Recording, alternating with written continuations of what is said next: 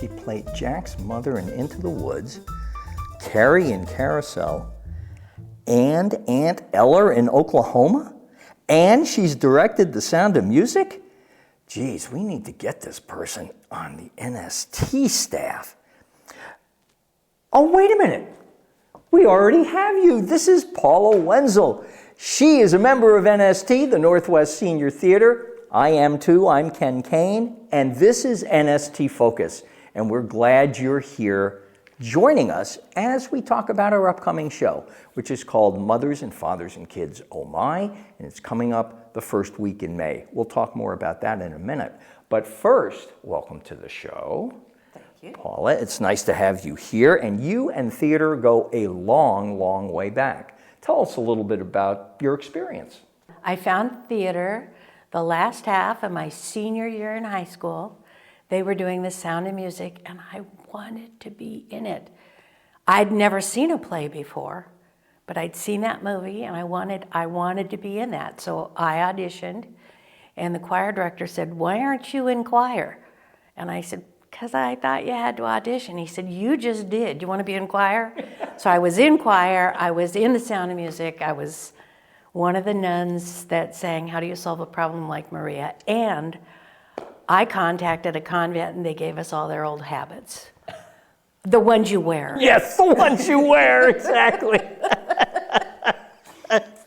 Well, that's very cool. You did a lot of theater down on the South Coast, in North Bend, right? Yes. I got married and I got my MRS instead of finishing school. And so I followed my husband's career, which took us down to the South Coast. And they had several little theaters down there. There was the on-Broadway theater, and then there was Little Theater on the Bay, and then in Coquille they had the Sawdusters, which did old-time melodramas. And I was involved in all of them, but most of my time was at Little Theater on the Bay. They are one of the oldest all-volunteer theaters in the state of Oregon. And I kind of did a lot for them. I acted, I was on the board of directors, I cleaned toilets, I organized closets, I did publicity, I directed, I assistant directed and acted. So yeah, I was full on. My goodness.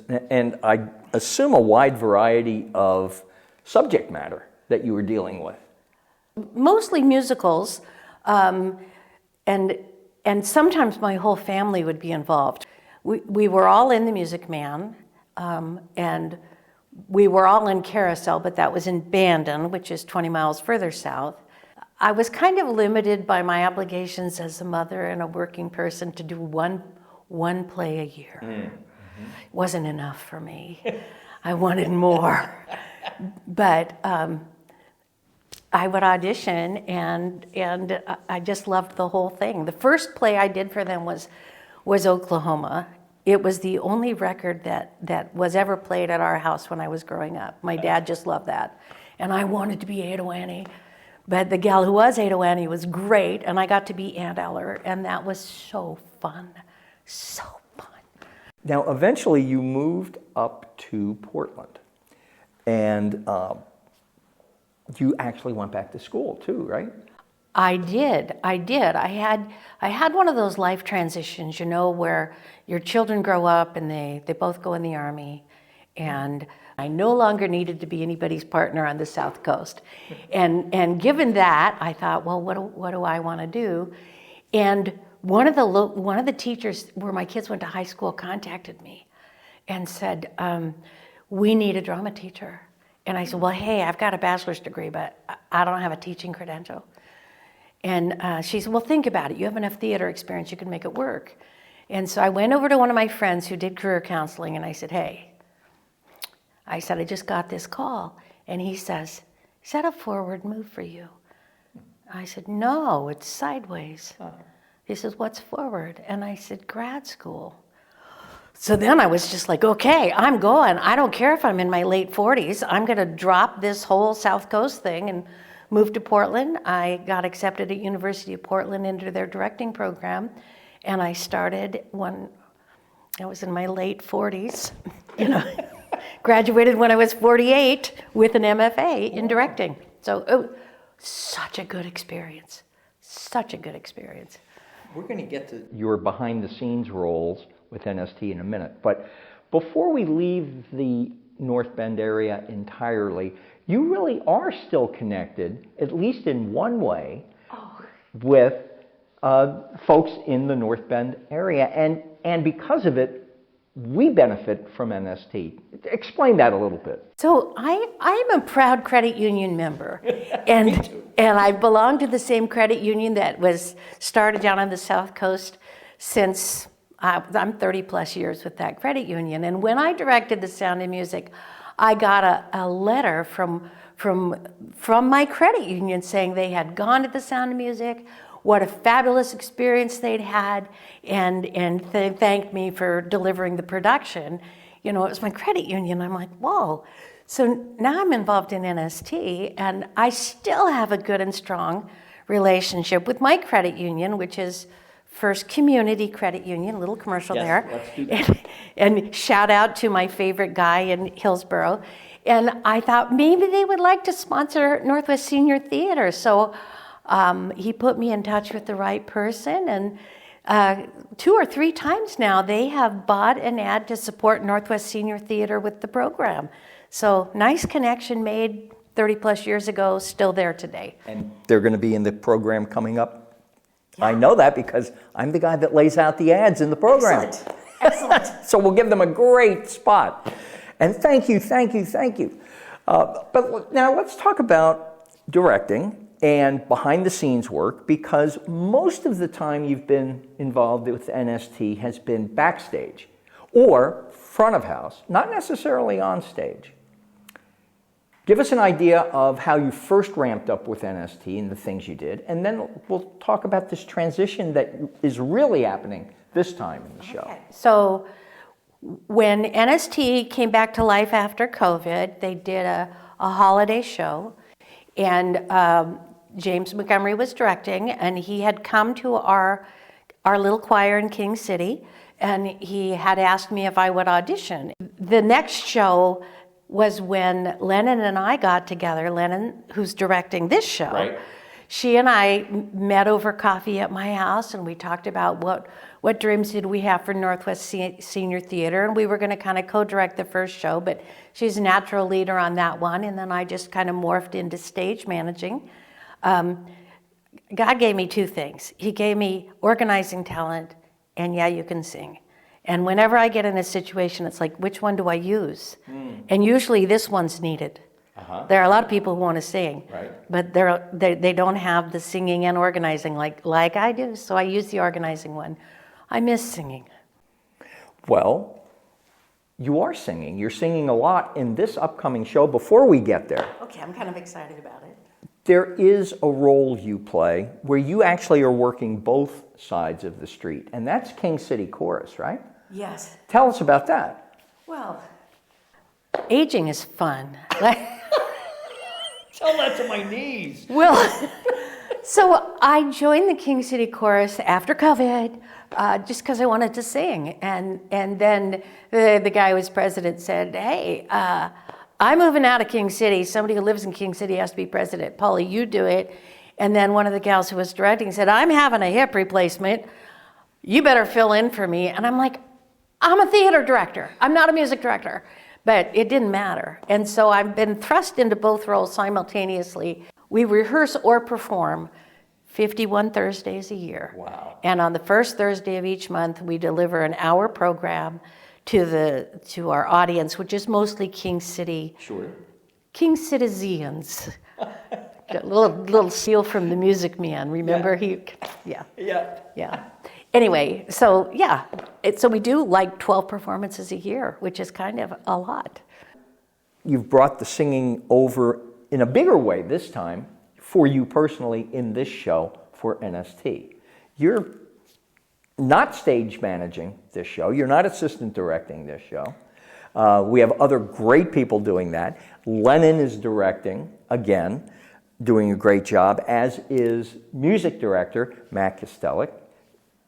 They've got the bull by the horns on this rather different type of show for NST. Tell us your impressions of how it's going and why this time you are more out front and less behind the scenes? Well, I miss singing, and I had such confidence in the production team. I think a lot of people don't quite understand what goes on behind the scenes before you have an audition, all that organizing, all that planning.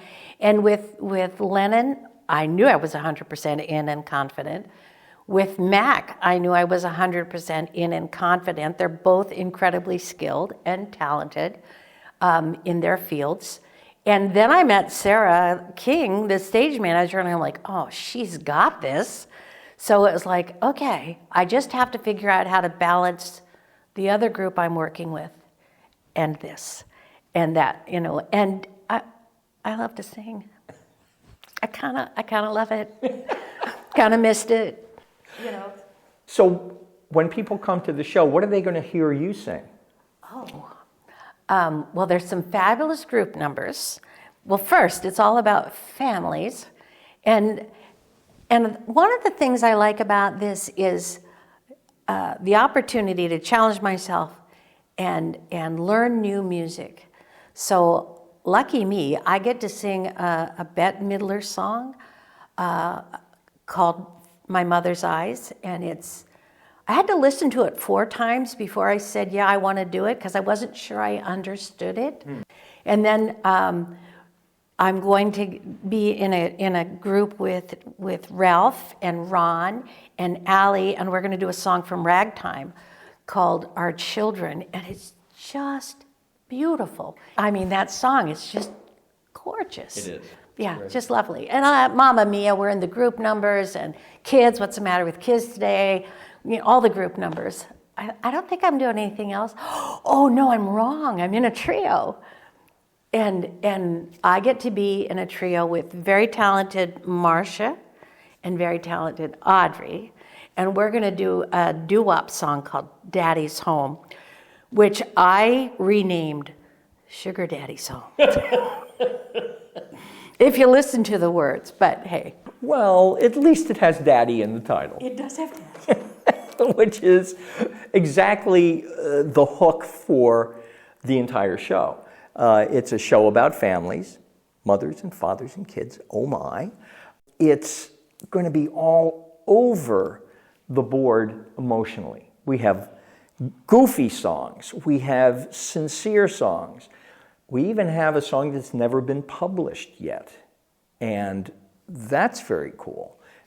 Had to jump through some hoops to get the performance rights to that one, let me tell you. Another thing that you did, because this is the guy who created the program, besides having very thoughtful stories interspersed among the songs about relationships within families and diverse families, because not all families are cookie cutter, and some are made, and some are created, and some just happen naturally. Instead of a bio in the program, we get to write about a member of our family that meant something special to us, and it's a nice touch. And I think that if I was going to sum up mothers, fathers, and children, in one word, it would be heart. That there's just an awful lot of heart in this show, and sometimes it's funny, and sometimes it's serious, and sometimes it's tearful, but there's heart there. Yeah. Well, we hope you'll come and experience this heart. It starts on the 6th of May, runs through the 9th, 2 o'clock every day at Rise Church in Tigard. It is a really entertaining $10 that you'll spend for a ticket, $10 whole. It's a great deal. And we expect, fingers crossed here, we expect to draw about 1,000 people. We're hoping you will be among them, and we hope that we entertain you like crazy. Thank you for watching. Paula, thank you for being here, and we'll see you soon, I hope, at Rise Church. Take care.